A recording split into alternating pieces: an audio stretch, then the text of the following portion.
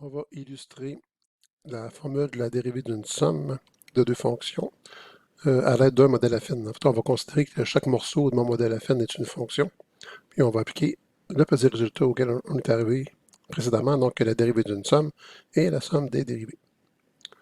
Allons-y avec un premier exemple.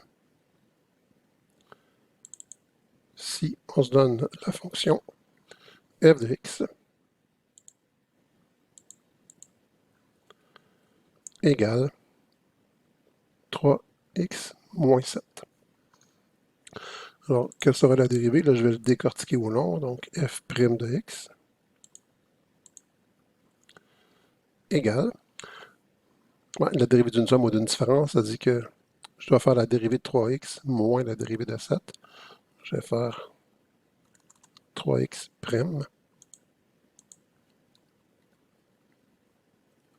Ou encore, on pourrait dire plus la dérivée de moins 7. Parce que 3x moins 7, c'est comme 3x plus moins 7. Donc ici, comme on avait vu pour les modèles linéaires, je peux sortir la constante. Donc, si je vais avoir 3 fois la dérivée de x, qui est 1,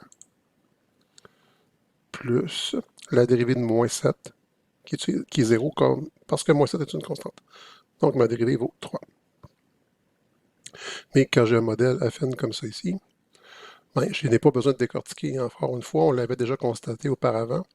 Ici, on a affaire à une droite. Donc, en tout point de la droite, si je trace une tangente à la courbe, la tangente sera la droite elle-même.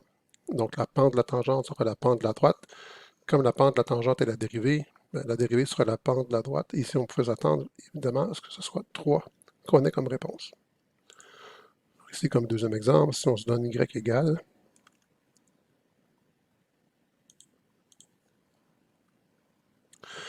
9 plus 7x, quelle sera la dérivée? Y' égale, puis on peut le faire dans notre tête. Donc ici, la dérivée de 9, c'est 0, plus 7 fois la dérivée de x qui est 1. Donc j'aurai tout simplement 7.